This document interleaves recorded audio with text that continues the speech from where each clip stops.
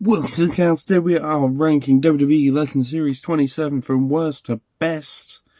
How we do these rankings: if we go over the best head scan, the worst head scan, best articulated, worst articulated, best accessory, worst accessory, who do I think is going to sell the most, who do I think is going to sell the least, and that's generally all of it, and then we go over the ranking itself from worst to best. Now, start off with the accessory. Worst accessory for me goes to the Undertaker's beanie here. It just feels a bit too big for Undertaker.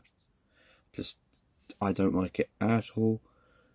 It's a nice beanie, just doesn't fit the Undertaker. Just feels a bit too big. Best accessory goes to the Great Muda's jacket here. All that detail on this. And of course, all the individual reviews will be linked down in the description of this video if you do want to check those out. We'll say a close second was the Great Muda's mask. It just is a bit too big for my liking. But, hey ho. Best head scan for me goes again to the Great Muda.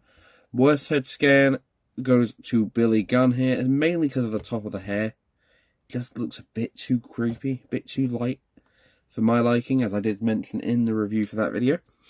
Best articulated it goes to, in my opinion, Great Muda. I nearly got you there. Great Muda, again, moves around pretty good. Worst articulated goes to Billy Gunn. I can barely lift these leaves up. He can do a leg drop, but that's pretty much about it. So, gone over articulation, gone over best head sculpt, gone over best accessory. Who do I think is going to sell the best in retail? I think Taker's going to sell the best in retail because he's mainly the only big name you've got here. I don't want in that people will know. Like, people will know in main retail, they'll know Undertaker. Muda, maybe. You'll get your die-hard fans know who Great Muda is. Terry Funk, a close second. And then Billy Gunn, I think, is going to peg one more hell. He's going to be the Rosie of the wave. He's going to be the Carlito of the wave, I should say, as well.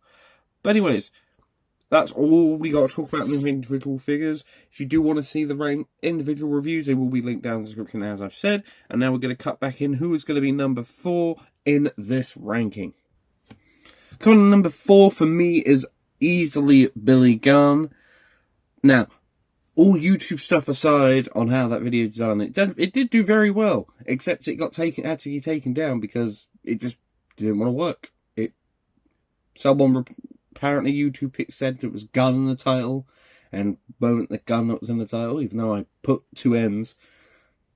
No, there wasn't even a like bar. You could go back and watch that video, you wouldn't even see the likes.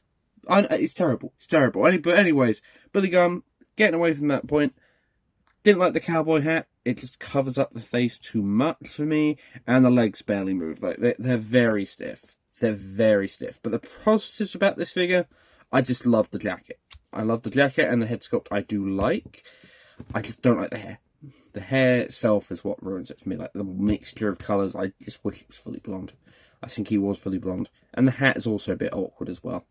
So, that's the reason why Billy Gunn comes in at number 4. Who is going to come in at number 3? Coming in at number 3 for me is The Undertaker.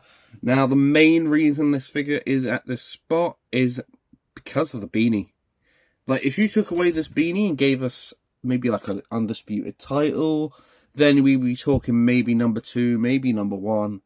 But it just doesn't fit properly on the head. It's like too big. Even pushed all the way down makes Taker look way too big. But I do like this figure. I did really enjoy reviewing it. It's also very nice in hand, very soft. I don't want to say soft. Taker's never soft, but easily smooth is the best words to describe it. But there had to be a number 3. That's how it's also got to be a number 2, and it's got to be a number 1. So we will pick up in just a second with you. So we've got the final 2 figures here. We've got Terry Funk, we've got Great Muda, and coming in at number 2, for me, this was a very close call, but coming in at number 2 is Terry Funk. That means coming in at number 1 is the Great Muda. The main thing holding me back with this Terry Funk is I just wish it was the chase. I wish the chase was the regular. I just prefer the colours. And these chaps barely were a real pain to get back on. So, but if you're not taking them off, that's the thing. And also was not a biggest fan of the hat. I think it's a bit oversized. It just doesn't... I just don't like hats. I just don't like hats with me figures. Most of the time, they just feel a bit too big. In my opinion, anyway. There's certain examples when they do work, but sometimes, meh. Of course, unless a character needs a hat. Terry needs a hat, but it does add a lot more to the character with the hat. I just don't know. It's something holding me back from that Terry going number 1, but the main reason why Muta wins, the jacket, the articulation is great in this figure, the head sculpt's pretty good. It's a bit wobbly now, but the gear detail itself is the main reason. The only thing that would have made this figure number 2 is if this mask wasn't here.